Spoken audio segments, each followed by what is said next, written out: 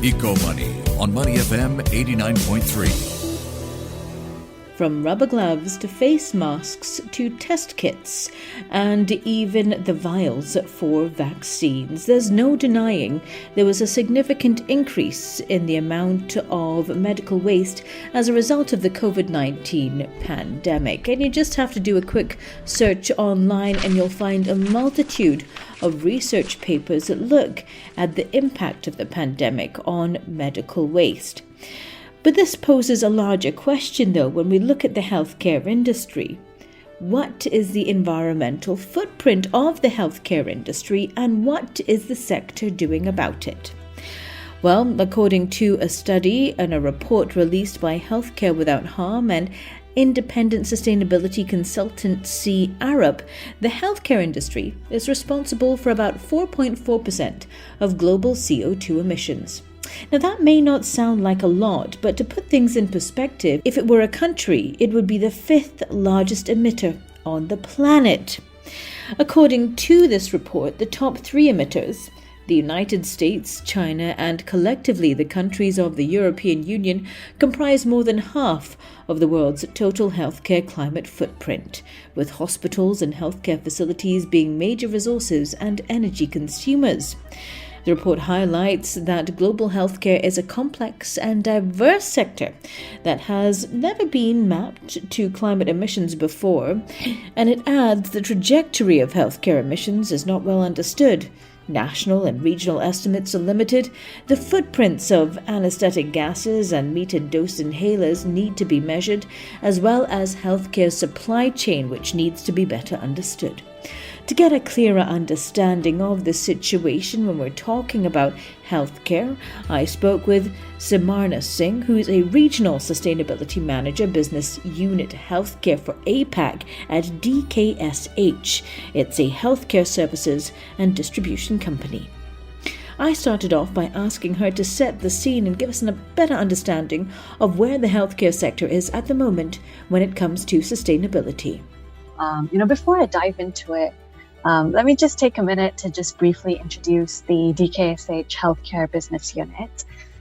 So we're actually the healthcare arm of DKSH, which is a Swiss publicly listed market expansion company. And we're a strategic healthcare solutions provider.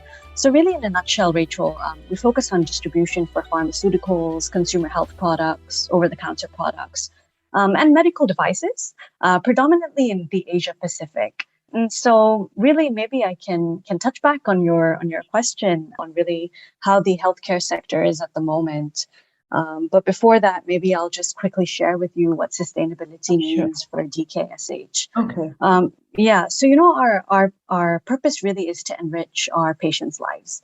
And I think this really encompasses all the 5 Ps of sustainability listed on the Sustainable Development Goals footprint as well. So people, planet, peace, partnerships, and prosperity. Right. And I think this really tallies in with what the healthcare sector is trying to do, specifically across the environment, economic and social pillars. To share some initiatives, really, it would be things like improving energy efficiency, adopting renewable energy resources, reducing waste. All of this is being pursued, and not just in healthcare, of course, and in multiple other sectors. In terms of the social pillar, I think what the healthcare sector is really trying to do is to achieve affordable and accessible healthcare.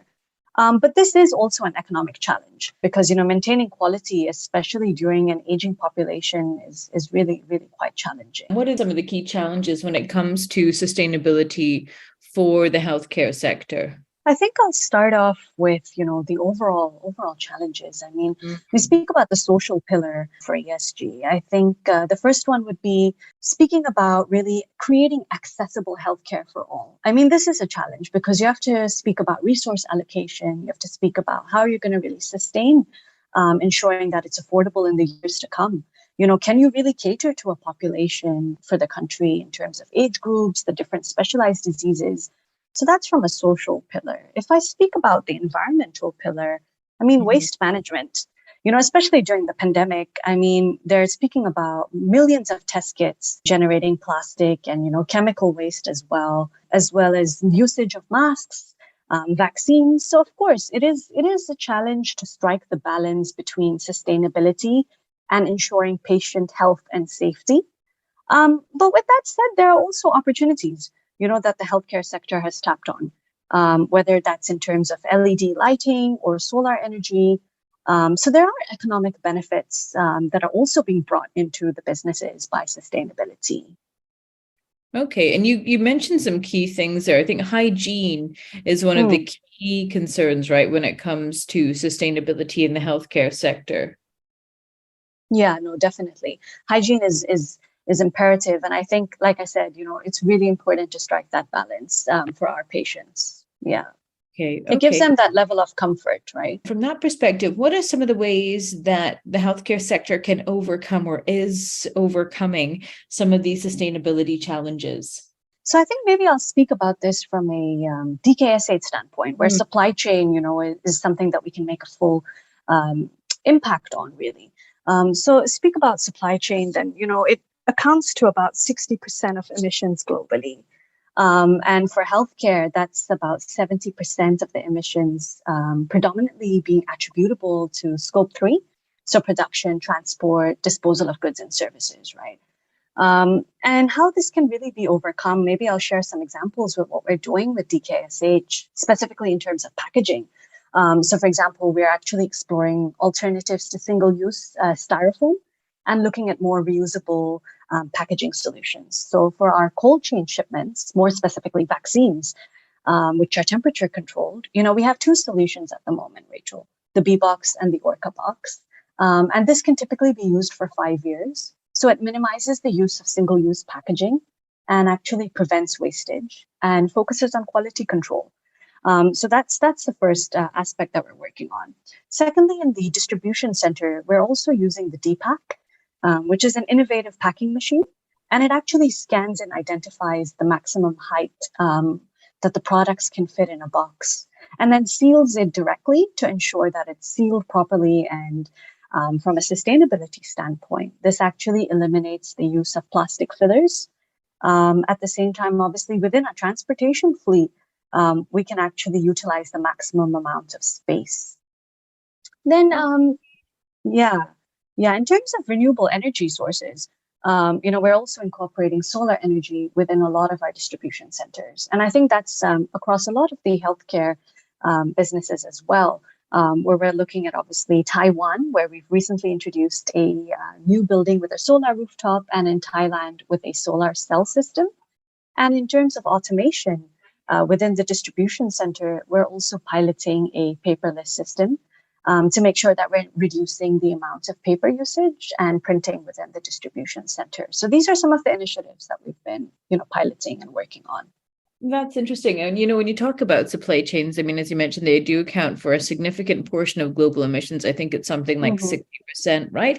So what kind of reduction do these measures, what kind of dent do these measures do? What kind of decrease do we see when it comes to emissions as a result of the measures taken? So I think in terms of the measures, I think that's a really good question in general. But I think the bigger question really is how we're actually focusing on the initiatives that we're doing in terms of project management. How are we driving our sustainability initiatives? Do we have a proper governance strategy in place? And I think that is the main challenge that companies are facing today. Similarly, I think an important message to really convey is the importance of partnerships and collaborations. And I think that's quite often forgotten in a lot of the panel discussions and a lot of what we speak about as well. Just one example, we're part of the UN Global Compact, where we commit to the 10 principles across labor, human rights, anti-corruption, and the environment. And really through this program, we have the opportunity to network with multiple members. And that actually helps us to learn, seek knowledge. And I think it's fair to say not everyone has all the answers today, Rachel. If I speak about it from an industry perspective, right? And I think relying on one another will help us amplify the pace that we're moving in terms of our net zero targets. So that's really how I would answer your question. DKSH, you revised your sustainability strategy for the year, and you've got a number of key sustainability achievements that you hit in 2022. What do you think are going to be some of the key trends when it comes to sustainability in your industry in the year ahead? Maybe I'll share with you some of our sustainability pillars that we've actually encompassed. So the first one being that we're enabling our people to flourish. So these are really our global targets for diversity and belonging at DKSH. So we're driving diversity, equity, and inclusion. The second aspect is making our value chains more sustainable. And I think I've touched a bit on that, during our conversation in terms of our cold chain packaging as well as the DPACs. Thirdly would be becoming climate neutral by 2030. So of course, we're heavily investing in automation across solar panels, paperless processing. We're also piloting in electric vehicles. So I think that's an area that the healthcare sector is also looking into. And I think last but not least is to make a positive local impact. So we've also got a patient support program, which is a value-added service that we're offering in DKSH, where we subsidize medication and treatment for our patients. And the impact that we've made is really phenomenal. We're speaking about 30,000 specialty care patients across 8 markets, Rachel. And really, we've been able to offer them a program like the Buy X, Get Y Free, where they can really also get the first box of medication in the first month at a cost, and obviously moving forward at a subsidized or at a free value as well. That was Samana Singh, Regional Sustainability Manager, Business Unit Healthcare for APAC and DKSH, discussing with me the sustainability of the healthcare sector. I'm Rachel Kelly, and you've been listening to Eco Money on Money FM 89.3.